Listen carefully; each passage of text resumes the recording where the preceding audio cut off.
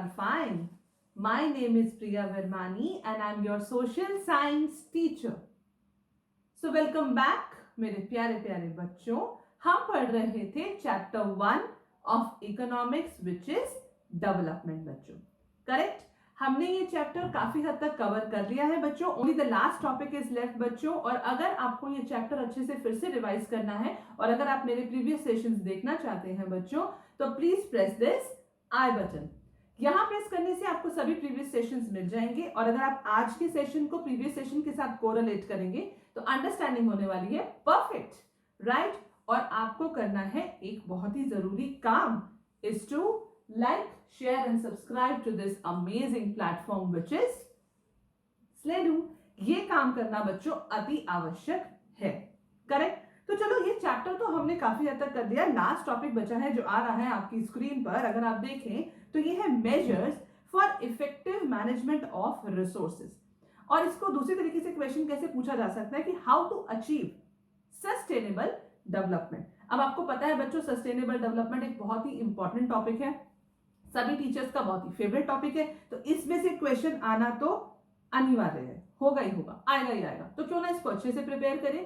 तो चलिए मेरे साथ साथ आप लोग भी रीड कीजिए, मैं भी रीड कर रही हूं, आप भी रीड कीजिए, क्योंकि अगर आप रीड नहीं करेंगे तो आपका माइंड चला जाएगा साइलेंट मोड पे, जो मैं नहीं चाहती. मेरी क्लासेस, मेरे सेशंस मुझे चाहिए बहुत ही इंटरैक्टिव. तो मेरे साथ साथ आप लोग भी रीड कीजिए. चलिए आप लोगों की स्क्रीन पर आ रहे हैं ये 5 पॉइंट्स. चलिए मेरे साथ साथ पढ़ते हैं. पहला पॉइंट आ रहा है आप लोगों के सामने. It is the judicious use of natural resources. बच्चों हमें अपने रिसोर्सेज का जुडिशियस यूज करना चाहिए कि ना सिर्फ ये रिसोर्सेज प्रेजेंट में अवेलेबल हो, ठीक है, और साथ ही साथ फ्यूचर में भी ये रिसोर्सेज अवेलेबल रहें. इसका एक एग्जांपल लेते हैं बच्चों, बहुत ही कॉमन एग्जांपल लेती हूँ. वाटर. हम हमेशा कहते हैं सेव वाटर सेव वाटर. अब हम लोग क्या करते हैं, हम लोग ब्रश कर रहे हैं, टैप ऑन है, दिमाग में चल रहा है बिग बॉस. अरे यार सोच लो बिग बॉस के बारे में, लेकिन टैप को बंद तो कर दो. राइट. तो ये काम करना है. इससे क्या होगा, पानी बचेगा. Save water. Again it is the judicious use of natural resources. और अगर आप रिसोर्सेज का जुडिशियस यूज करेंगे बच्चों, तो अल्टीमेटली आप क्या कर रहे हैं, you are achieving, you are going towards the sustainable development. Clear है. चलिए बढ़ते हैं नेक्स्ट पॉइंट की तरफ. Maintaining the fertility of cultivable land. Right. Land is a very important resource. ये हमें खाना देती है, लेकिन HYV सीड्स यूज कर और chemical harsh chemical fertiliser use कर हमने इसकी फर्टिलिटी को कर दिया है खराब. अब किया हमने है तो हम इसे सुधारेंगे. Right. We have to maintain the fertility of cultivable land. Natural fertiliser से और इसकी कल्टिवेटिव इन नेचुरल फर्टिलाइजर से इस कल्टिवेबल लैंड की फर्टिलिटी को मेंटेन करना भी हमारी ही जिम्मेदारी है. और अगर हम ऐसा करते हैं तो अल्टीमेटली हम क्या कर रहे हैं, we are achieving towards the sustainable development. बच्चों क्लियर है, अच्छे से समझ आया. चलिए बढ़ते हैं अगले पॉइंट की तरफ. Proper use of inexhaustible resources. बच्चों हमारे जितने भी रिसोर्सेज है, बायोटिक है, abiotic, renewable, non renewable, exhaustible, inexhaustible, natural, man made, हमें अपने सभी तरीके के रिसोर्सेज का प्रॉपर यूज करना चाहिए. और अगर हम इन रिसोर्सेज का प्रॉपर यूज करेंगे तो ultimately what we are achieving the sustainable development. और यही तो हम चाहते हैं, तो हम पढ़ रहे हैं कि किस तरीके से सस्टेनेबल डेवलपमेंट को अचीव करें. क्लियर है बच्चों ये थर्ड पॉइंट भी. चलिए बढ़ते हैं अगले पॉइंट की तरफ.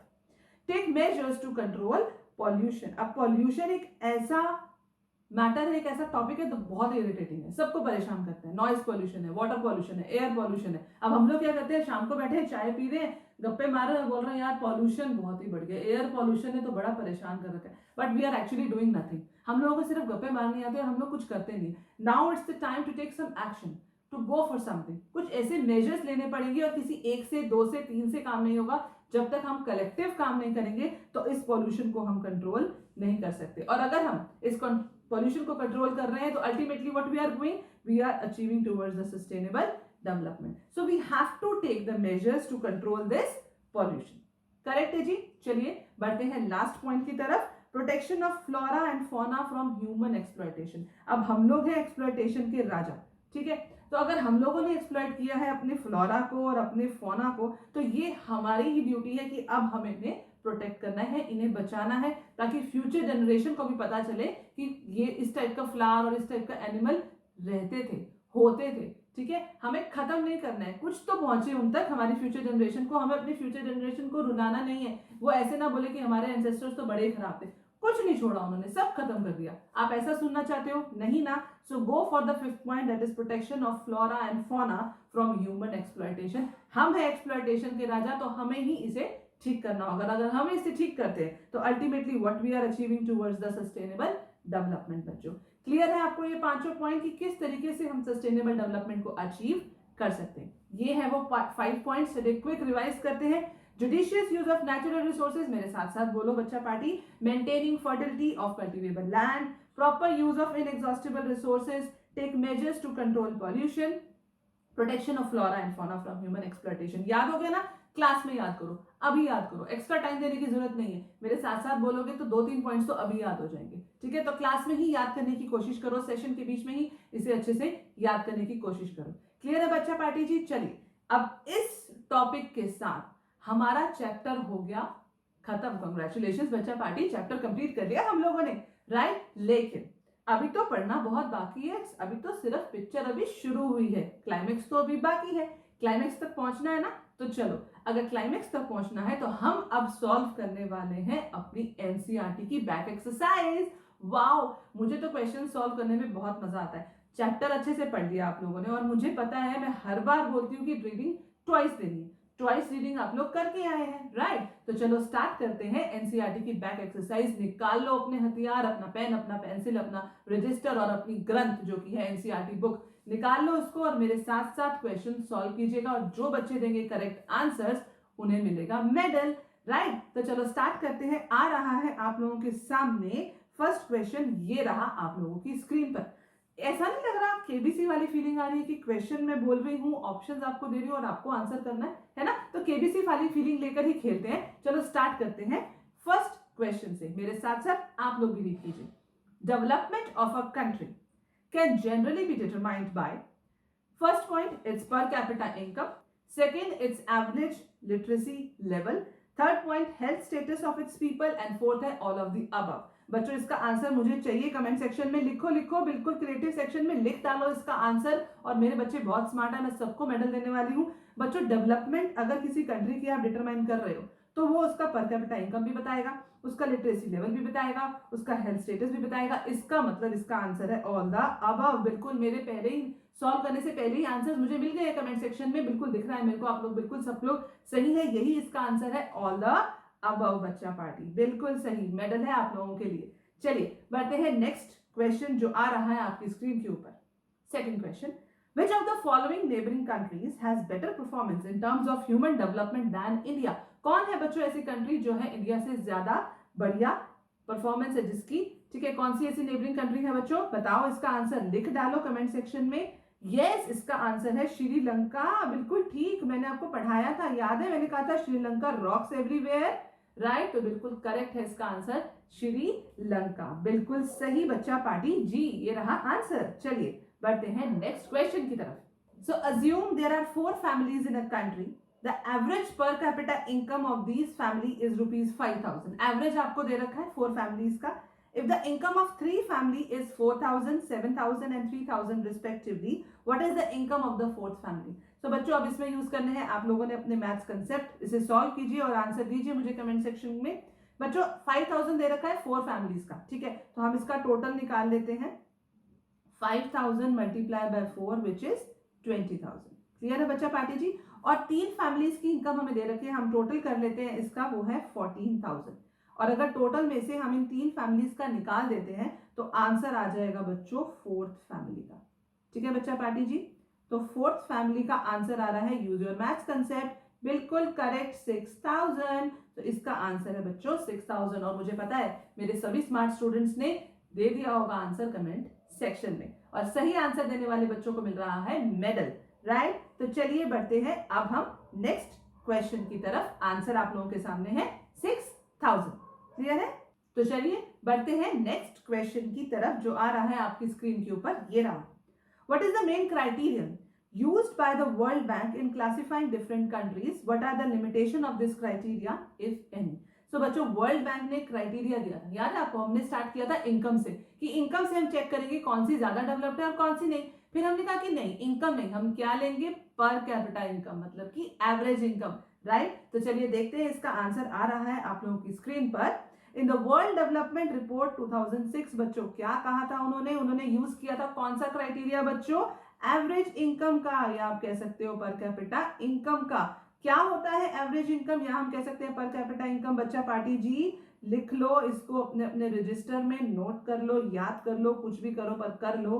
क्या है ये, इसका फॉर्मूला होता है total income of the country. बच्चों total income of the country को डिवाइड कर दोगे उसकी पॉपुलेशन से तो आ जाएगा पर कैपिटा इनकम। बच्चा पार्टी ये है वो क्राइटेरिया जिससे हम जज करेंगे ज्यादा डेवलप्ड और कम डेवलप्ड कंट्रीज में। ठीक है, चलिए बढ़ते हैं आगे।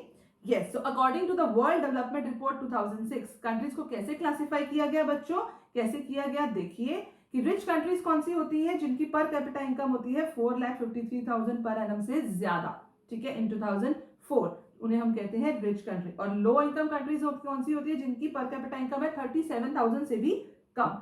तो इंडिया कौन सी कैटेगरी में आता है, लो इनकम कंट्री में, क्योंकि उसकी पर कैपिटा इनकम सिर्फ थी 28,000 पर एनम।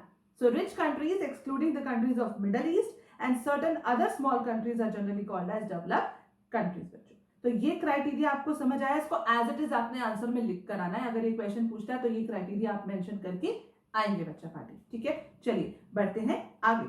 क्वेश्चन में पूछे गए थे कुछ लिमिटेशंस, याद है? तो ये लिमिटेशंस आ रहे हैं आप लोगों के सामने। कोई पॉइंट आपको अच्छा लगता है तो उसे नोट डाउन कीजिए अपने रजिस्टर में। तो हमने पढ़ा एवरेज इनकम के बारे में, पर कैपिटा इनकम। और एवरेज का एक बहुत ही बड़ा एक लिमिटेशन है कि वो इनकम का इक्वल डिस्ट्रीब्यूशन नहीं बता पाती। ठीक है, तो ये है हमारा पहला लिमिटेशन बच्चा पार्टी जी, कि डज नॉट टेल अस कि किस तरीके से इनकम का डिस्ट्रीब्यूशन है। ये इक्विटेबल डिस्ट्रीब्यूशन को नहीं बता सकती। People may be neither very rich nor extremely poor. तो ये जो डिस्पैरिटी है रिच और पुअर का इनकम का डिस्ट्रीब्यूशन, ये एवरेज जो है वो नहीं बता पाती। ये बहुत बड़ा लिमिटेशन है। In other country with same average income, one person may be extremely rich while other may be very poor. So the method of average income क्या है, वो true picture या correct picture नहीं दे पाती। ये चीज हमने अपने सेशन में पढ़ा था जिसमें दो कंट्रीज की बात की थी, एवरेज सेम थी। एक कंट्री में एवरेज इनकम के बिल्कुल आसपास थी और दूसरे में काफी इनकम का गैप था। एक बिल्कुल ही लो था और एक बिल्कुल ही हाई था, लेकिन एवरेज सेम था। याद है? तो इसका मतलब एवरेज जो है वो करेक्ट पिक्चर नहीं दे पाता। ये भी एक बहुत बड़ा लिमिटेशन है। इसका मतलब This system hides the disparity among the people. तो देखा जाए इस क्राइटेरिया में बहुत बड़ी प्रॉब्लम्स है। ये कुछ लिमिटेशंस हैं जो हमने अच्छे से पढ़ी बच्चों। ठीक है बच्चा पार्टी जी, चलिए बढ़ते हैं अब आगे। नेक्स्ट क्वेश्चन आ रहा है आप लोगों की स्क्रीन पर। In what respect is the criterion used by the UNDP. अब बारी आ रही है यूएनडीपी की। ठीक है, for measuring development different from one used by the world bank. World Bank ने यूज किया एवरेज इनकम और यूएनडीपी ने बहुत सारे क्राइटेरिया हमें दिए थे। चलिए पढ़ते हैं उनके बारे में। The criteria used by the World Bank, the average income, जिसको हम बोलते हैं पर कैपिटा इनकम, अभी हमने पढ़ा। ठीक है, और ये चीज यूज की थी वर्ल्ड बैंक ने कंट्रीज को क्लासिफाई करने के लिए। ठीक है, तो according to the world development report 2006 published by the world Bank, countries with the per capita income of $10,066 per annum and above in 2004 उनको बोलते हैं हम रिच कंट्री।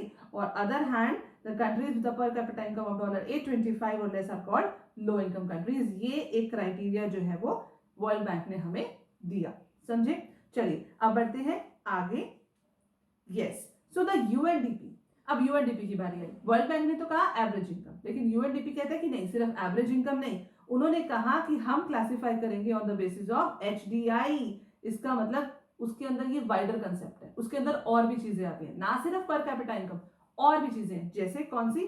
वहां का एजुकेशनल लेवल, मतलब कि लिटरेसी रेट, वहां का हेल्थ स्टेटस, और साथ ही साथ पर कैपिटा इनकम और एवरेज इनकम तो है ही। तो ये एक वाइडर एस्पेक्ट है।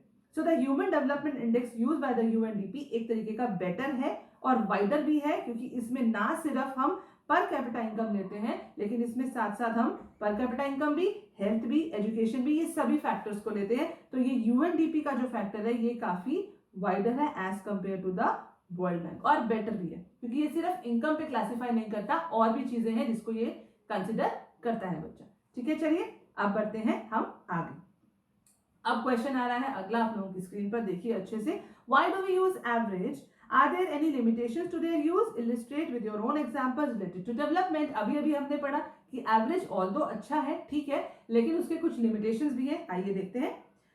वी यूज एवरेज किस लिए यूज करते हैं? हम एवरेज यूज करते हैं हम कंपैरिजन करने में। किसके बीच में? हम कर सकते हैं दो कंट्रीज के बीच में, दो लोगों के बीच में, दो चीजों के बीच में। कुछ लिमिटेशंस है इसकी, क्या कि एवरेज क्या नहीं बता पाता, सिमिलैरिटीज या डिसिमिलैरिटीज नहीं बता पाता, क्योंकि average it tells only one aspect, जैसे इनकम या कोई साइज, एक particular aspect. In case of countries, marks या participation in sports activities etc. So in case of student all can be compared, right? all aspect, और या हम कह सकते हैं सभी अचीवमेंट को हम एक साथ कंपेयर नहीं कर सकते. ये एक लिमिटेशन है बच्चों हमारी एवरेज की, जो अभी हमने पिछले क्वेश्चन में भी पढ़ा था कि कौन से क्या लिमिटेशंस है एवरेज की. ठीक है बच्चा पाठी जी, चलिए अब हम बढ़ते हैं आगे. So as only one aspect, अगर हम सिर्फ एक एस्पेक्ट को ही कंपेयर करेंगे तो क्या होगा कि ये हमें ट्रू पिक्चर नहीं देगा किसी भी कंट्री की, किसी भी पर्सन की या किसी भी थिंग की. आपको पता है कि एक बच्चा है, he can be differ in height, even in health, talent या इंटरेस्ट. हो सकता है कि एक हेल्थीएस्ट बच्चा वो ज्यादा इंटेलिजेंट ना हो, टॉपर ना हो. Similarly is the case with the countries, right? तो ये एक ट्रू पिक्चर जो है वो हमें नहीं मिल पाता, या हम कह सकते हैं करेक्ट सिनेरियो हमें नहीं मिल पाता. अ कंट्री में be ahead than the other country in one field but may lag behind in the other field, so average does not give the correct picture. तो average के अंदर बच्चों ये limitations तो हैं, right? और इस क्वेश्चन के आने के चांसेस पता नहीं क्यों मुझे तो लग रहा है कि ये क्वेश्चन हो सकता है कि आ जाए, क्योंकि बच्चे इसे कॉमन समझकर छोड़ देते हैं, नहीं करते. तो हमें कुछ भी नहीं छोड़ना, हमें कॉमन अनकॉमन दोनों लेकर चलना है. तो ये क्वेश्चन आप अच्छे से प्रिपेयर कीजिएगा. हो सकता है कि ये क्वेश्चन आपके बोर्ड एग्जाम में आ जाए बच्चों, लिमिटेशंस ऑफ एवरेज. क्लियर है बच्चा पार्टी जी? चलिए बढ़ते हैं नेक्स्ट क्वेश्चन की तरफ. Kerala with lower per capita income has a better human development ranking than Punjab. Hence, per capita income is not a useful criteria to all and should not be used to compare states. Do you agree? Discuss. चलो आ जाओ करते हैं discuss. क्या आप agree करते हो या नहीं करते हो? बताओ मुझे इसका आंसर बच्चा पार्टी जी. आ रहा है आप लोगों के सामने. बिल्कुल सही. It is correct to say that per capita income is not a useful criteria. बिल्कुल, सिर्फ per capita income से आप जज नहीं कर सकते, और भी चीजें होती हैं. जैसे हमने फिल्मी डायलॉग मारा था कि पैसा ही सब कुछ नहीं होता, तो ये वही चीज है बच्चों. मैंने आपको अच्छे से एक्सप्लेन किया हुआ है कि money can not buy all the goods and services that you need to live well. Income by itself is not a completely adequate indicator of material goods and services that the citizens are able to use. ये line तो आपको रट गई होगी, याद हो गई होगी कि पैसा ही सब कुछ नहीं होता है. ठीक है, अगर हम कहें कि हम इनकम को कंसीडर कर लेते हैं, सिर्फ इनकम को कंसीडर कर लेते हैं, ये एक यही क्राइटेरिया ले लेते हैं कि हम कंपेयर करेंगे कंट्रीज को कि कौन सी ज्यादा डेवलप्ड है और कौन सी नहीं, तो वो गलत होगा. और भी चीजें होती हैं. क्या होती हैं चलिए देखते हैं कौन सी ऐसी चीजें हैं बच्चों. There can not be a pollution free environment in a colony of rich people unless the whole community takes place. ठीक है, unless the whole community takes preventive steps. क्या पैसे देके पोल्यूशन फ्री एनवायरनमेंट खरीद लोगे? नहीं, पैसा आपको पोल्यूशन फ्री एनवायरनमेंट नहीं देगा बच्चों. Sometimes it is better to have collective services like security for the whole locality than to have individual, क्योंकि collective में cost हो जाती है कम. ठीक है, तो उससे फायदा होता है. So again, a school may be open for a children of whole community rather than for one or two children of a rich person. So Kerala has a better human development ranking than Punjab. Although Punjab की per capita income ज्यादा है, but still Kerala की human development ज्यादा है, क्योंकि उसमें बाकी चीजें, लिटरेसी रेट ले लो, नेट अटेंडेंस रेशियो ले लो, ये सब चीजें वहां पर ज्यादा अच्छी है. इनफैक्ट मोर्टेलिटी रेट भी कम है वहां पर. तो हम कह सकते हैं कि वहां का ह्यूमन डेवलपमेंट इंडेक्स ज्यादा है. वहां का माना पंजाब का पर कैपिटा इनकम ज्यादा है, लेकिन Kerala as compare to Punjab better है इन अदर एस्पेक्ट्स. राइट, चलिए है बढ़ते हैं नेक्स्ट. इन केरला देखिए मैंने आपको बताया इनफैक्ट मोर्टेलिटी रेट है is 11 in comparison to 49 in Punjab, where the per capita income is much more than Kerala. It is 26,000, whereas in Kerala it is 22,800. So it is because Kerala has adequate basic health and education facilities, इसलिए केरला पंजाब से ऊपर. Although वहाँ का per capita income ज़्यादा है, पर फिर भी केरला ऊपर है. Similarly, in some states, the public distribution system, in some states public distribution system जिसको हम बोलते हैं पीडीएस, इसका काम करना अच्छे तरीके से बहुत ज्यादा जरूरी है. अगर ये अच्छे से काम करेगा, people get the ration regularly, whereas in some states ration shop do not function properly. अगर लोगों के पास नेसेसिटी खाना ही नहीं पहुंचेगा तो क्या काम करेंगे? वहां की डेवलपमेंट आप कैसे इमेजिन कर सकते हो जहां के लोगों को खाना ही नहीं मिल रहा, भूखे हैं बेचारे, काम ही नहीं कर पाएंगे. Right, so at such places people face shortage of gains that affect their health. खाना ही नहीं मिलेगा तो काम बेचारे क्या करेंगे? Thus, it is clear that the state should not be compared on the basis of just per capita income. सिर्फ per capita income से आप कंपैरिजन नहीं कर सकते। ये एक बढ़िया अच्छे वाला क्राइटेरिया नहीं है बच्चों। ठीक है, चलिए बढ़ते हैं आगे। अब आ रहा है नेक्स्ट क्वेश्चन आप लोगों की स्क्रीन पर देखिए। Find out the present sources of energy used by the people in India, what could be the possibility 50 years from now. बहुत ही कॉमन टाइप का क्वेश्चन है। ठीक है, इसको आप लोग ट्राई कीजिए और इसका आंसर मुझे दीजिए कमेंट सेक्शन में। मैं वेट कर रही हूँ आप सबके आंसर्स का। आंसर आप लोगों के सामने ये रहा बच्चों, the present sources of energy that are use. बिल्कुल सही, मेडल है आप सब लोगों के लिए जिन्होंने करेक्ट आंसर दिया है। क्या हो सकता है बच्चे पार्टी जी? प्रेजेंट सोर्सेज बिल्कुल कोल है, क्रूड ऑयल है, काउ डंग है, सोलर एनर्जी है। Other possibility 50 years from now. अब हम तो खत्म कर देंगे एग्जॉशन की, तो हम लोग राजा है ना, हम लोग खत्म करने में तो बड़ा मजा आता है हम लोग को। अगर खत्म कर देंगे तो क्या होगा? 50 इयर्स फ्रॉम नाउ हम यूज करेंगे ethanol, biodiesel, nuclear energy and better utilization of wind energy, specially with the immense danger of all these resources running out. हम लोग इन रिसोर्सेज को जिस तरीके से हम अब यूज कर रहे हैं, अगर उसी तरीके से उसी पेस से अगर हम लोग यूज करते चले गए तो ये हो जाएंगे फिनिश, बिल्कुल खत्म। ठीक है, अगर ये हो गए फिनिश तो एक तरीके से हमारी फ्यूचर जनरेशन को तो कुछ नहीं मिलने वाला है। अब हमें इनके सब्सटीट्यूट ही यूज करने पड़ेंगे। तो यही था ये क्वेश्चन कि प्रेजेंट सोर्सेज ऑफ एनर्जी क्या है और इनको हम रिप्लेस करेंगे 50 इयर्स फ्रॉम नाउ, खत्म हो जाएंगे तो हम क्या और रिसोर्सेज यूज कर सकते हैं। ये था क्वेश्चन, बहुत ही कॉमन टाइप का क्वेश्चन था, जनरल नॉलेज का क्वेश्चन था और इसको आपने अच्छे से समझ लिया बच्चों। चलते हैं नेक्स्ट क्वेश्चन की तरफ। Why is the issue of sustainability important for development? बच्चों मैंने कहा था ना ये क्वेश्चन आता है पेपर में। देखिए 2018 सीबीएसई बोर्ड में पूछा गया और बहुत ही फेवरेट क्वेश्चन है सभी टीचर का, जरूर पूछते हैं। तो इसके आंसर तो आपको रट गया होगा, अच्छे से समझ आ गया होगा। ये रहा इसका आंसर। सस्टेनेबल डेवलपमेंट का मतलब क्या? सस्टेनेबल डेवलपमेंट का मतलब ये है that the development should meet the needs of the present without compromising the ability of future generation to meet their needs. हमें प्रेजेंट और फ्यूचर दोनों के पास पहुंचाना है, ना सिर्फ प्रेजेंट, फ्यूचर का भी। So it is felt that economic growth and industrialization have led to the reckless exploitation of natural resources. On the other hand the stock of natural resources क्या है बच्चों? लिमिटेड है, खत्म हो जाएंगे अगर इसी तरीके से यूज करोगे। So the growth of all the countries in the future is likely to be endangered if the limited resources are completely exhausted. खत्म हो जाएंगे, फिनिश हो जाएंगे तो एक टाइम ऐसा आएगा जब डेवलपमेंट हो जाएगी स्टैग्नेंट। ये चीज हमें समझ में नहीं आ रहा। अरे समझ लो, अभी से सुधर जाओ और सही तरीके से यूटिलाइजेशन करना शुरू करो और सस्टेनेबल डेवलपमेंट को अचीव करने की कोशिश करो। करेक्ट है बच्चा पार्टी जी? चलिए बढ़ते हैं आगे। Under these circumstances the issue of sustainability has become important, बहुत इंपॉर्टेंट है। A number of resources are being over used, जैसे कि हमारा ग्राउंड वाटर है। हम तो तुले हुए हैं कि जब तक ग्राउंड वाटर खत्म नहीं होगा शांति हमें पड़ेगी ही नहीं, है ना।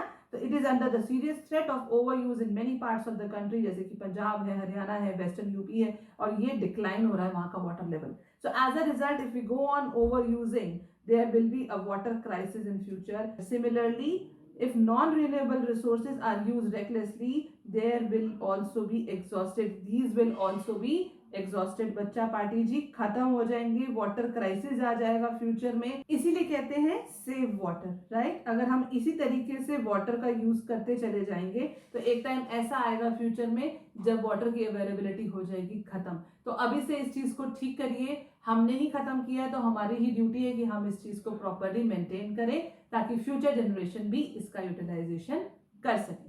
क्लियर है बच्चा पार्टी जी? चलिए बढ़ते हैं आगे। नेक्स्ट क्वेश्चन आ रहा है आप लोगों के सामने, आप लोगों की स्क्रीन पर। The earth has enough resources to meet the needs of all but not enough to satisfy the greed of even one person. How is this statement relevant to the discussion of development? बच्चा party चलिए देखते हैं। इसका answer आ रहा है आप लोगों की स्क्रीन पर। ये स्टेटमेंट है relevant to the discussion of development. क्यों?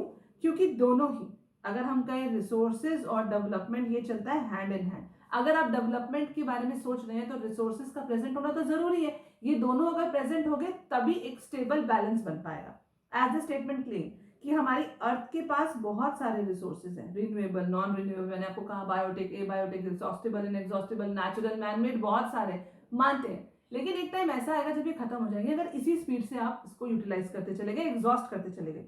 अब ये हमें ये सभी रिसोर्सेज दिए हैं भगवान जी ने, ठीक है। भगवान जी ने कहा यार जरूरत है चलो दे दो, तो क्या कहा भगवान जी ने? हमारी नीड के लिए दिए थे, राइट। लेकिन हम लोग बहुत ही स्मार्ट है, हम लोग उससे क्या सेटिस्फाई करना चाहते थे? अपनी ग्रीड, ठीक है। तो इसका मतलब भगवान जी ने हमें ग्रीड के लिए नहीं दिए थे, हमारी नीड के लिए दिए थे। So for the sustainability of development, the consumption and the maintenance of resources is also crucial.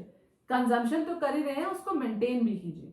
ये गलत है. आप अपनी ग्रीड को सेटिस्फाई कर रहे हैं. हमने तो नीड के लिए करना चाहिए था, लेकिन हम ग्रीड को सेटिस्फाई कर रहे हैं. अर्थ के पास बहुत सारे रिसोर्सेज है, हम मानते हैं, लेकिन वो जो रिसोर्सेज हैं अर्थ के पास, वो कुछ टाइम के बाद बच्चों खत्म हो जाएंगे. तो हमें उस तरीके से यूटिलाइजेशन करना चाहिए कि ना सिर्फ ये रिसोर्सेज आज अवेलेबल हो, बल्कि फ्यूचर जनरेशन के लिए भी अवेलेबल रहे. क्लियर है बच्चा पार्टी जी? हमारे नीड के लिए है, ग्रीड के लिए नहीं है. क्लियर है? चलिए बढ़ते हैं आगे.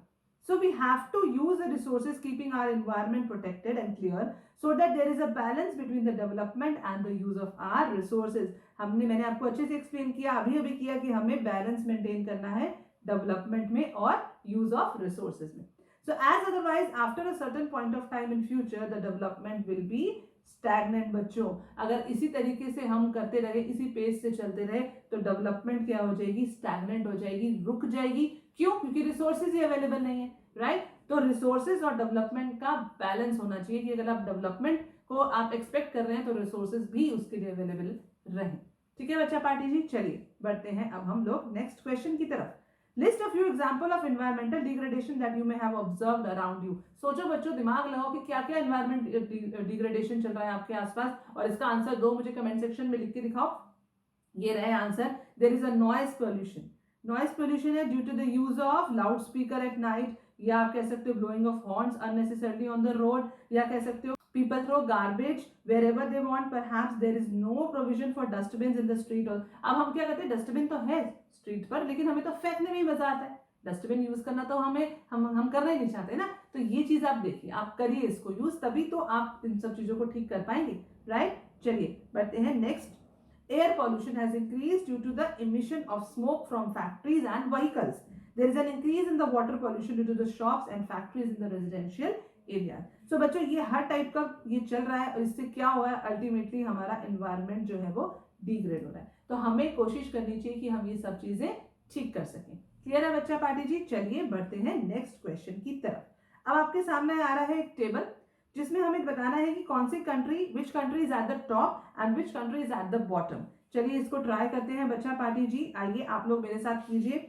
पर कैपिटा इनकम में अगर आप देखिए, देखो कंट्रीज दे रखी है, श्रीलंका है, इंडिया है, म्यांमार, पाकिस्तान, नेपाल, बांग्लादेश दे रखे हैं, और आपको क्राइटेरिया भी दे रखे हैं. पर कैपिटा इनकम दे रखा है, लाइफ एक्सपेक्टेंसी दे रखा है, लिटरेसी रेट दे रखा है, ग्रॉस एनरोलमेंट रेशियो और HDI भी दे रखा है. अब हर एक कंट्री का आपको दे रखा है, आपको बताना है कौन सा टॉप पर है, कौन सा बॉटम पे है. लिखो इसका आंसर कमेंट सेक्शन में मेरे साथ साथ. पर कैपिटा इनकम आ रही है सबसे ज्यादा किसकी बच्चा पार्टी जी? अगेन श्रीलंका. ठीक है बच्चों, और सबसे कम आ रही है, अगर आप लोग देखें तो सबसे कम है बच्चों म्यांमार की. नेक्स्ट क्राइटेरिया आ रहा है आप लोगों के सामने, लाइफ एक्सपेक्टेंसी एट बर्थ. अगर यहाँ देखिए अगेन यहाँ पर भी श्रीलंका रॉक्स बच्चों, और सबसे कम अगेन आ रहा है म्यांमार. ठीक है बच्चा पार्टी जी. और अगर हम देखें लिटरेसी रेट पर देखें तो अगेन श्रीलंका रॉक्स, राइट, और सबसे कम आ रहा है Bangladesh. Next is gross enrollment ratio. अगर हम देखिए बच्चों तो यहाँ पर भी श्रीलंका, और सबसे कम आ रहा है पाकिस्तान. HDI अगर आप देखिए तो अगेन सबसे अच्छी रैंक है श्रीलंका की, और सबसे जो ऊपर है वो है नेपाल. करेक्ट है बच्चों? तो ये था टेबल, हमने इसको सॉल्व किया है. देखते हैं इसका आंसर. अब हम लोग पर कैपिटा इनकम में देखो, अगर आप देखो हमने सॉल्व किया था, अभी आप लोगों ने आंसर्स भी दिए मुझे कमेंट सेक्शन में. सही आंसर वाले को मिलेगा मेडल. ठीक है, तो टॉप कंट्री है श्रीलंका, पर कैपिटा इनकम में श्रीलंका, देन बॉटम में म्यांमार, लाइफ एक्सपेक्टेंसी में अगेन श्रीलंका, बॉटम में Myanmar, literacy rate Sri Lanka, bottom में बांग्लादेश, ग्रॉस एनरोलमेंट रेशियो में Sri Lanka again, and then bottom में पाकिस्तान, HDI में श्रीलंका, एंड देन बॉटम में है नेपाल. मतलब श्रीलंका रॉक्स एवरीवेयर. राइट? सबसे टॉप पर चल रहा है. हमने ये चीज इस टेबल में पढ़ी बच्चा पार्टी जी. चलिए बढ़ते हैं नेक्स्ट क्वेश्चन की तरफ. अब आ रहा है question number 30. The following table shows the proportion of the undernourished adults in India. It is based on a survey of various states for the year 2001. देखो टेबल दे रखा है आपको, परसेंटेज दे रखा है अंडरनरिश्ड एडल्ट का बच्चों, और हमें देखो केरला दे रखा है, कर्नाटका, मध्य प्रदेश, मेल का परसेंटेज दे रखा है, फीमेल का परसेंटेज दे रखा है आपको, और हमें कंपेयर करना है nutritional level of people in Kerala and Madhya Pradesh. और सेकंड क्वेश्चन पूछा गया, can you guess why around 40% of people in the country are undernourished even though it is argued that there is an enough food in the country. Describe कीजिए अपने words में. तो बच्चों ये आपको दे रखा है अंडर नरिश्ड एडल्ट का परसेंटेज दे रखा है आपको, ठीक है, इस टेबल में। तो चलिए देखते हैं न्यूट्रिशनल लेवल यहाँ का आ रहा है आप लोगों के सामने, ये नेक्स्ट। सो आंसर डिस्कस करते हैं बच्चों, जो आ रहा है आपकी स्क्रीन के ऊपर, ये रहा। पहला पॉइंट है, the nutritional level of people of Kerala is quite higher than the people of Madhya Pradesh. Their ratio of undernourished is less than that of Madhya Pradesh बच्चों। There is enough food in the country, even then 40% of the people are undernourished। ऐसा क्यों है 40% undernourished बच्चों? इसके कुछ points आ रहे हैं, जैसे large number of people are so poor that cannot afford nutritious food। इतने पुअर है बच्चों कि वो न्यूट्रिशियस फूड को अफोर्ड ही नहीं कर सकते, इसलिए ज्यादा वहां पर अंडर नरिशमेंट है, ठीक है। In most of the state अगर क्या होगा बच्चों, मैंने आपको बताया था पीडीएस, अगर पीडीएस अच्छे से काम नहीं करेगा तो लोगों के पास बेसिक नेसेसिटीज जो है वो नहीं पहुंचेगी, and the poor can not get the cheap food items. Clear बच्चा party? And there is a lack of educational and health facilities in many parts of the country, so people remain backward and poor. अगर education और health facilities अच्छे से available नहीं होंगी तो वहां के लोग तब भी बैकवर्ड और पुअर ही रहेंगे, क्योंकि एजुकेशन से और अच्छे हेल्थ स्टेटस से ही हम लोग एनरिच होते हैं, ठीक है। हम लोग अच्छे तरीके से जी सकते हैं अपनी लाइफ, बैकवर्ड नहीं होंगे, पुअर नहीं होंगे। अगर एजुकेशन है तो वी कैन रॉक एवरीवेयर, ठीक है। तो ये चीज हमने देखी, हमने टेबल से कंपेयर किया और उसके बाद हमने क्वेश्चन को सॉल्व किया। इस टाइप के क्वेश्चन का आना बोर्ड पेपर में आएंगे, ऐसे क्वेश्चन टेबल दे रखा होगा, उसी के बेसिस पे आपने क्वेश्चन को सॉल्व करना होगा, ठीक है बच्चा पार्टी जी। तो ये था इस टेबल का आंसर आप लोगों के सामने, करेक्ट है। तो चलिए बढ़ते हैं नेक्स्ट। यस, अब हम लोगों ने क्वेश्चंस तो बच्चों सॉल्व कर लिए, ठीक है। कुछ क्वेश्चंस ऐसे आप लोगों के लिए लेकर आने वाली हूं जो मुझे लगता है कि बोर्ड एग्जाम में पूछे जा सकते हैं, most likely questions for board exam. सबसे पहला क्वेश्चन आ रहा है आप लोगों के सामने, that money in the pocket cannot buy all the goods and services that you may need to live well. बच्चों ये तो मैं बहुत अच्छे से पढ़ा चुकी हूँ, इसका आंसर अब तो रट गया होगा आपको। चलिए आ रहा है आप लोगों के सामने कि money cannot buy all the goods and services that we need to live. Money can not buy us pollution free environment. क्या पैसे दे दोगे पोल्यूशन फ्री इन्वायरमेंट मिल जाएगा? नहीं। और it ensure us that we get unadulterated medicine unless, अगर हम ऐसी community में शिफ्ट हो जाए जहां पर ये चीजें मिल जाए, नहीं तो पैसे से आप ये चीजें खरीद नहीं सकते। Money may also not be able to protect us from the infectious diseases unless the whole community take the preventive step. बहुत बड़ा एग्जाम्पल है बच्चों कोरोना का। क्या कहते हो कोरोना को क्या आप कहते हो कि ये 2000 रुपए का नोट करो ना, मेरे घर में मत घुसियो? ऐसा नहीं होता है ना। तो हम लोग ये चीजें नहीं कर सकते, पैसा ही सब कुछ आपको नहीं दे सकता, करेक्ट है बच्चा पार्टी जी। चलिए बढ़ते हैं आगे। मनी और material things that one can buy with it is one factor on which our life depends. लेकिन और भी फैक्टर्स होते हैं बच्चों जो ज्यादा जरूरी है, मनी से भी ज्यादा जरूरी है। It is the quality of our life also depends upon non-material things like equal treatment, freedom, security, respect of others। ये भी हमें चाहिए, ठीक है। तो सिर्फ पैसा ही सब कुछ बच्चा पार्टी नहीं होता, हमें और भी चीजें चाहिए। जैसे हमें क्या चाहिए बच्चा पार्टी? हमें चाहिए इक्वल ट्रीटमेंट, हमने पढ़ा, ठीक है। हमें चाहिए इक्वल ट्रीटमेंट बच्चा पार्टी जी, ठीक है। हमें चाहिए फ्रीडम बच्चा पार्टी जी, ठीक है। हमें चाहिए सिक्योरिटी, हमें चाहिए नो डिस्क्रिमिनेशन, हमें चाहिए रिस्पेक्ट। ये सब चीजें हमें चाहिए, ये भी इंपॉर्टेंट है। नॉट ओनली मनी, पैसा ही सब कुछ नहीं होता, ठीक है बच्चा पार्टी जी। क्लियर है आप लोगों को? चलिए बढ़ते हैं आगे। अब आ रहा है second question. Girls in India in the rural sector are sometimes not able to get secondary level education, give 3 reasons. ये क्वेश्चन मुझे पढ़ाते हुए ना बड़ा अजीब सा लगता है, क्यों लड़कियों को क्यों नहीं मिलने चाहिए भैया? Girls and boys are equal. चलिए देखते हैं ऐसा क्या है, क्यों नहीं मिलता है उन्हें। फर्स्ट पॉइंट आ रहा है poverty, due to which people are unable to provide basic education. Poverty की वजह से वो बेसिक एजुकेशन नहीं प्रोवाइड कर पा रहे अपने चिल्ड्रन को। Lack of facility, there is no proper educational schooling facilities for girls more in the rural areas. वहां पर स्कूल ही नहीं है तो बेचारे पढ़ेंगी कैसे? Entire notion of private public divide which is so well enriched in the Indian society, जहां पर women का डोमेन बोला जाता है उनका अपना घर का काम। ऐसा नहीं है जी, women can do everything, men and women are equal, girls boys are equal, दोनों बराबर है। अगर वुमेन तो बल्कि घर का काम भी देखती है और बाहर का काम भी देखती है, ठीक है। तो हमें ऐसा नहीं सोचना चाहिए, इस सोच को हटा देना चाहिए कि वुमेन घर का काम, ऐसा नहीं है। हम लोग कहीं पर भी कोई भी काम हम लोग कर सकते हैं, ऑफिस में भी कर सकते हैं, घर भी संभाल सकते हैं, ठीक है बच्चा पार्टी जी। चलिए बढ़ते हैं आगे। Increasing crime against women act as a determinant as it prevents parents more in rural areas to send them to school. Crime की वजह से दिमाग में एक माइंडसेट आता है कि ठीक है नहीं भेजते यार, कोई क्राइम ना हो जाए, ये एक सोच जो है वो आ रही है लोगों के बीच में। वो रोकते हैं अपनी गर्ल्स को, घर पे बिठा देते हैं कि ठीक है आप लोग मत पढ़िए। ये एक सोच है जो रूरल एरियाज में ज्यादा प्रेवेलेंट है, वो डरते हैं क्राइम अगेंस्ट वुमेन। तो मुझे ऐसा लगता है कि क्राइम अगेंस्ट वुमेन को हमें कम करना चाहिए, कोशिश करना चाहिए कि ये कम से कम हो, अपने माइंडसेट को अच्छा रखना चाहिए ताकि ये क्राइम ना हो। Society's mindset which prefers boys getting better secondary and higher education, ये सोसाइटी के माइंडसेट को भी हमें बदलना चाहिए कि सिर्फ बॉयज को ही अच्छी एजुकेशन मिले। ये माइंडसेट तो मुझे बिल्कुल ही अच्छा नहीं लगता, मैं इसको बिल्कुल क्रॉस करती हूँ। Girls and boys are equal, they are on the same platform. Correct है बच्चा पार्टी जी। चलिए पढ़ते हैं नेक्स्ट क्वेश्चन की तरफ। What is the criteria used by the UNDP for classifying countries? हमने बहुत अच्छे से पढ़ा था, मुझे लगता है ये क्वेश्चन आएगा बोर्ड पेपर में, इसीलिए मैं ये क्वेश्चन को दोबारा बता रही हूँ। आइए डिस्कस करते हैं। Yes, so United Nations Development Program UNDP has used the criteria of Human Development Index to measure the development of countries. कैसे कैलकुलेट करते हैं आप HDI को? ऑन द बेसिस ऑफ, सबसे पहला क्राइटेरिया है, हमने कहा पर कैपिटा इनकम। बिल्कुल, कैसे निकालते हैं?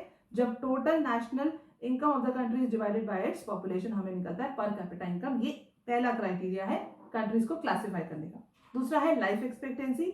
It measure the average age of a person in a country. It help us to know the health facilities of the country. ठीक है, ये भी एक क्राइटेरिया है जहां पर आप ये चेक कर सकते हैं कौन सा एरिया ज्यादा डेवलप्ड है और कौन सा नहीं। ये भी एक बहुत बड़ा criteria. Not only the per capita income, life expectancy भी होता है एक क्राइटेरिया। और आ रहा है जैसे कि लिटरेसी रेट। लिटरेसी रेट तो वैसे ही बहुत important criteria. Education is also one of the most important criteria for the development of a country. उसके बाद आ रहा है ग्रॉस एनरोलमेंट रेशियो। हमने पढ़ा था बच्चों इसके बारे में। It measures the education gain तीनों लेवल पर, चाहे वो प्राइमरी है, सेकेंडरी है या हायर एजुकेशन है। तो ना सिर्फ हमें पर कैपिटा इनकम नहीं कंसिडर करना चाहिए, सिर्फ एवरेज इनकम हमें कंसिडर नहीं करना चाहिए। यूएनडीपी ने क्या किया? यूएनडीपी ने एक वाइडर एस्पेक्ट दिया हमें, उसने और भी चीजें हमने बताई उसने, जैसे कि लिटरेसी रेट बताया उसने, ग्रॉस एनरोलमेंट रेशियो बताया। ठीक है, तो ये सब हमें बताया उन्होंने, ग्रॉस एनरोलमेंट रेशियो, ये सभी चीजें, ये सभी फैक्टर्स हमें बताया। जैसे आईएमआर है, ये भी एक फैक्टर बताया। तो उन्होंने ये क्या कहता है, ये है यूएनडीपी के हिसाब से, तो ये है एक वाइडर कंसेप्ट, बेटर कंसेप्ट है, जिसमें हम ज्यादा अच्छे तरीके से क्लासिफाई कर सकते हैं कंट्रीज को डेवलप्ड या अंडर डेवलप्ड में। क्लियर है बच्चा पार्टी जी? चलिए बढ़ते हैं आगे। ओके, अब आ रहा है एक और क्वेश्चन, सोर्स बेस्ड है। एक सोर्स है जो मैं आपके लिए सामने रीड करने वाली हूँ, और ऐसा क्वेश्चन के आने के चांसेस पूरे हैं बच्चों, अच्छे से करिए इसको। सोर्स मैं रीड कर रही हूँ। How is it that the average person in Haryana has more income than the average person in Kerala but lags behind in these crucial areas? The reason is money in your pocket cannot buy all the goods and services that you may need to live. So income by itself is not a complete adequate indicator of material goods and services that citizens are able to use. For example, normally your money cannot buy you a pollution-free environment or ensure that you have unadulterated medicine unless you can afford it to a shift to a community that already it has. Money may not be able to protect you from infectious diseases unless the whole community take preventive steps. बच्चों ये source मैंने आपको अच्छे से explain किया है। चलिए question solve करते हैं, इसी सोर्स में से आ रहे हैं आप लोगों के सामने। Why is the income by itself is not a complete adequate indicator of material goods and services? बच्चों अब तो रट गया होगा, इसका आंसर मुझसे बेटर आप लोग लिख सकते हैं, इसकी एक्सप्लेनेशन आप लोग ज्यादा अच्छी दे सकते हैं। आ रहा है आप लोगों के सामने, money in your pockets can not buy all the goods and services that you may need to live. सिर्फ पैसा ही सब कुछ नहीं होता, और भी एस्पेक्ट होते हैं जिसे हमें कंसिडर करना है। Right, next question, what are the things money can not buy? कौन सी ऐसी चीजें हैं बच्चों? चीजें हैं वो आप लोगों के सामने आ रहा है आंसर। हेल्थ है, फ्रेश एयर है, वाटर है, सनलाइट है। सन को क्या बोलते हैं? ये ले 5,000 रुपए और थोड़ी सी सनलाइट दे दे। नहीं, ऐसा नहीं होता। So money can not buy you a good health, fresh air, water, sunlight, right? So पैसा ही सब कुछ नहीं होता बच्चा पार्टी जी। चलिए बढ़ते हैं आगे। Why is that Haryana having more income than Kerala lags behind Kerala? ऐसा क्यों? आपको मैंने एक्सप्लेन किया था, क्योंकि Haryana having more income than Kerala lags behind Kerala because income by itself is not a complete adequate indicator. सिर्फ इनकम ही एक कंप्लीट इंडिकेटर नहीं होता, और भी फैक्टर्स होते हैं जिसे हमें कंसिडर करना है, जैसे हेल्थ है, एजुकेशन है, सिक्योरिटी है, ये भी इक्वल इंपॉर्टेंट है। इसीलिए केरला जो है, माना हमने हरियाणा की ज्यादा है पर कैपिटा इनकम, स्टिल केरला ऊपर है हरियाणा से, क्योंकि बाकी सारे एस्पेक्ट केरला में ज्यादा बेटर है एज कंपेयर टू हरियाणा। बच्चों क्लियर है बच्चा पार्टी जी? चलिए बढ़ते हैं अब आगे। सो बच्चा पार्टी जी, हमने आज बहुत सारे क्वेश्चन सॉल्व किए हैं। आई होप कि आपको ये सभी क्वेश्चन सॉल्व करने में बहुत मजा आया हो। मजा आया ना? आप लोगों को पता चला एक्चुअली में आप कितने पानी में हो, आपने कितनी ट्वाइस रीडिंग की थी, कितने आंसर्स आप लोग मेरे साथ सॉल्व कर पाए। अच्छा लगा आपको? क्लियर है? चलिए, अब अगर आप ये क्वेश्चन सॉल्व कर चुके हैं तो अब आप लोगों को क्या करना है, आप लोगों के लिए आने वाली है एक quiz. Quiz, wow!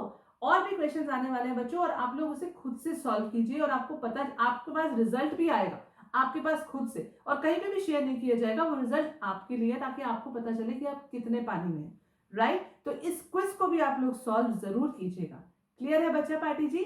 Okay, so now अभी मैं आपको एक छोटा सा फटाफट से क्विक रिव्यू देती हूँ, हमने क्या पढ़ा था इस चैप्टर में। हमने पढ़ा डेवलपमेंट, कि डेवलपमेंट तो सबको चाहिए चाहिए, डेवलपमेंट चलती रहती है। हमने पढ़ा कैसे, कौन सा क्राइटेरिया यूज किया, हमने कहा इनकम, फिर हमने कहा कि इनकम नहीं, पर कैपिटा इनकम, फिर हमने कहा वर्ल्ड बैंक ने कहा पर कैपिटा इनकम से जज करो, फिर यूएनडीपी आया, उसने कहा कि सिर्फ पर कैपिटा इनकम ही, पैसा सब कुछ नहीं होता, और भी चीजें होती हैं, हेल्थ है, लिटरेसी लेवल है, ठीक है, ग्रॉस एनरोलमेंट रेशियो है, बहुत सारी चीजें होती है जिसको हमें कंसिडर करना होता है। उसके बेसिस पे हम क्लासिफाई करते हैं कौन ज्यादा डेवलप्ड है और कौन नहीं। फिर हमने पढ़ा सस्टेनेबल डेवलपमेंट के बारे में, अब मुझे एक्सप्लेन करने की जरूरत नहीं है, आपको अच्छे से आता है ना? तो चलो, उसके बाद हमने पढ़ा पीडीएस के बारे में, पब्लिक डिस्ट्रीब्यूशन सिस्टम के बारे में। तो ये था पूरा चैप्टर बच्चों डेवलपमेंट का। क्लियर है बच्चा पार्टी? आई होप कि आपको ये चैप्टर अच्छे से समझ आया होगा, लेकिन आपको करना है एक बहुत ही जरूरी काम, is to give twice reading. As you all know, twice reading can do wonders बच्चा पार्टी। अगर आप लोग ट्वाइस रीडिंग करेंगे तो ये चैप्टर आप लोगों के दिमाग में बैठ जाएगा, और बोर्ड एग्जाम में अगर क्वेश्चन आएगा इस पेपर में, इस चैप्टर में से, तो आप बोलोगे पूछ बेटा क्या पूछते, सारा कुछ आता है, इतने अच्छे तरीके से एक्सप्लेन किया है मैम ने, राइट बच्चा पार्टी? सो ट्वाइस रीडिंग आपने जरूर करना है। As you know, twice reading मेरा महामंत्र है, और आप इसे फॉलो करेंगे बच्चा पार्टी जी, ठीक है बच्चा पार्टी जी? और आप इसे फॉलो जरूर करेंगे बच्चा पार्टी जी, ठीक है? तो आज का सेशन अब हम लोग यहीं पर स्टॉप करते हैं। अब हम लोग मिलने वाले हैं कल, same time same place, do join it. Okay, now it's time to say bye to all, bye for now, please take care of yourself, stay safe and be positive.